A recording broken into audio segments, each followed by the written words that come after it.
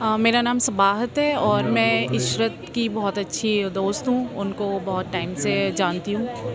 और अभी क्या उनके बारे में पता चल पा रहा है? ज़मानत को लेकर क्या तमाम चीज़ें? उनकी अभी बेल आर्ग्यूमेंट्स क्लोज़ हो गई हैं, लेकिन अभी तक उनका बेल ऑर्डर नहीं आया है। हम लोग वेट कर रहे हैं कि जल्द से जल्द उनका बेल ऑर्डर आ जाए, फिर उसके अकॉर्डिंगली फिर हम आगे प्रोसीड करेंगे। किस तरह से पूरी जांच हो रही है, आप लोगों को पता चल रहा है? और वो इस वक्त खुद किस हालत से दो चार हैं, वो ज़रा बताएं। वो उनको पूरा जुडिशरी पे पूरा होप है, उनको पूरी उम्मीद है कि उनको जस्टिस मिलेगा और वो जल्द से जल्द बाहर आ जाएंगी।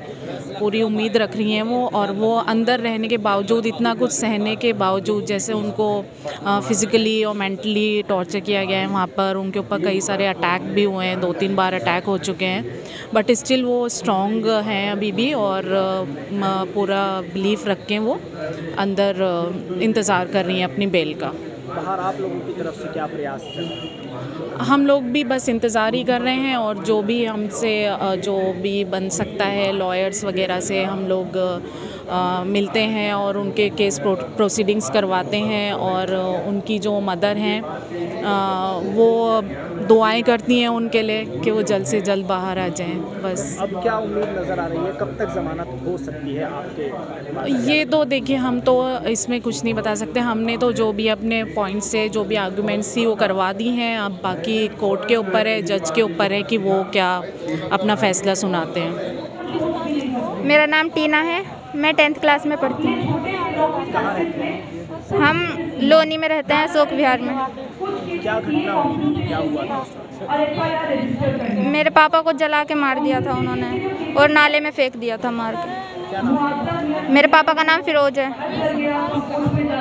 किस तरह से सब हुआ, कुछ आपको पता चला? मेरे पापा इज्तिमा में गए थे 24 फरवरी को, तो उधर से वापस आ रहे थे, तो उन्हें कोई ऑटो कुछ भी नहीं मिला, तो उन्होंने एक बाइक वाले से लिफ्ट ले ली, और बीच में दंगे हो रहे थे करावल नगर में, तो दंगाइयों ने उनकी बाइक रुकवा ली और उन्हें बहुत मारा।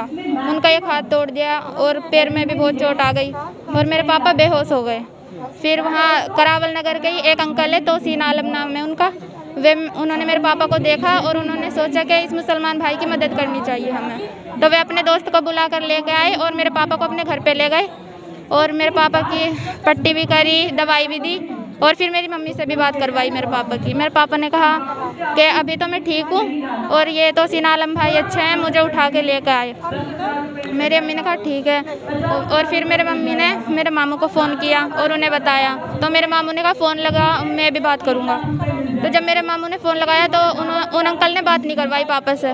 उन्होंने कहा कि फिरोज भाई सो गए हैं, अभी बाद में बात करना। तो फिर सुबह को फ़ोन किया, तो सुबह को भी बात नहीं करवाई। सुबह को कह दिया कि फिरोज भाई अभी सो रहे हैं, अभी उठे नहीं। फिर थोड़ी देर बाद फ़ोन किया, थोड़ी देर बाद कहा कि मैं 5वीं मंजिल पर खड़ा हूँ और नीचे नेटवर्क नहीं आ रहे बिल्कुल भी, तो उनसे बात नहीं हो पाएगी, और मेरा फ़ोन भी पता नहीं कब बंद हो जाए, कुछ पता नहीं है, चारों तरफ से हमला हो रहा है घर पे।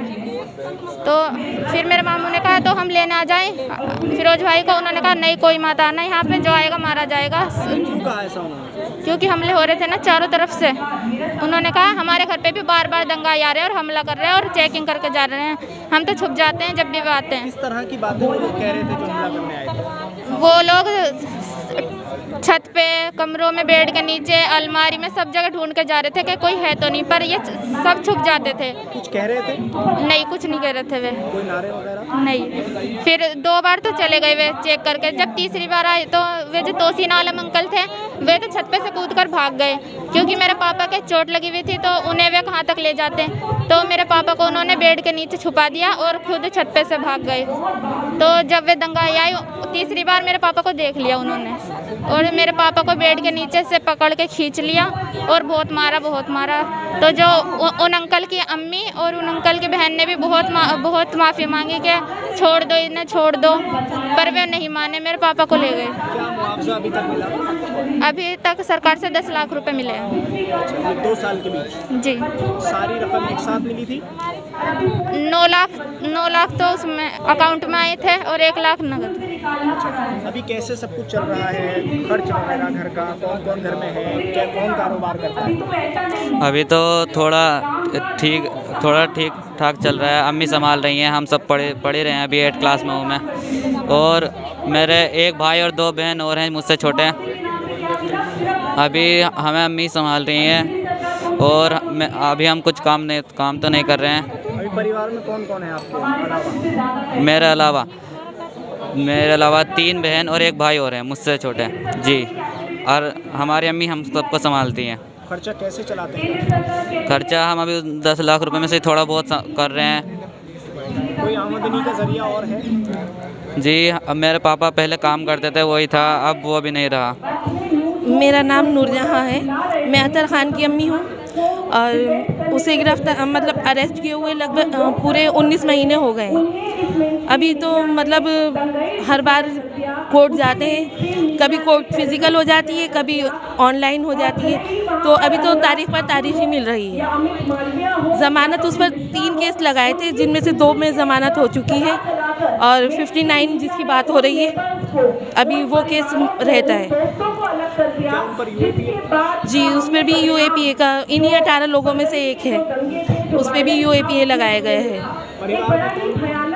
परिवार में उसके 3 भाई और हैं, उससे छोटे, सबसे बड़ा वही है। और कैसे सब कुछ घर वालों के क्या है? जो अतर से छोटा बेटा है उसने मसालों का एक छोटा सा काम शुरू किया है, तो अल्लाह का शुक्र है कि अभी हम उसी से हमारा हो रहा है गुजारा। क्या उम्मीद नजर आ रही है? देखिए, हमें तो अल्लाह से पूरी उम्मीद है, जैसे कि बाकी अभी 5-6 लोग जो इसके में थे आए हैं ज़मानत पर बाहर, तो अल्लाह से यही दुआ है कि हमारा भी बच्चा जल्द अज जल्द उसे भी ज़मानत मिल जाए, अल्लाह ताला उसे भी बरी कर ज़मानत दिलाए। पूरे 19 महीने हो गए हैं। 2 जुलाई को उसे स्पेशल सेल वालों का फ़ोन आया था, मतलब 1 जुलाई को फ़ोन आया था कि मिलने बुलाया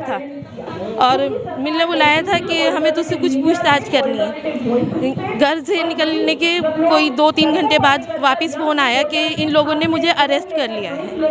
तो अतर के पापा ने ऑफिसर से बात की, उन्होंने बताया कि आपके बेटे ने पूरा सच नहीं बताया है, इसलिए हम इसे अरेस्ट कर रहे हैं। क्या सच वो लोग जानना चाह रहे थे? आपको कुछ पता चला? क्या आपको लग रहा था कि इस केस में अरेस्ट किया जाएगा? नहीं, हमें फिर बाद में उसने जब जेल उसे भेज दिया गया तो उसके बाद उसने बताया कि वो कुछ ख़ास लोगों के नाम ले रहे थे और कह रहे थे कि इनके बारे में कुछ बोल दे तो हम तुझे मतलब अरेस्ट नहीं करेंगे।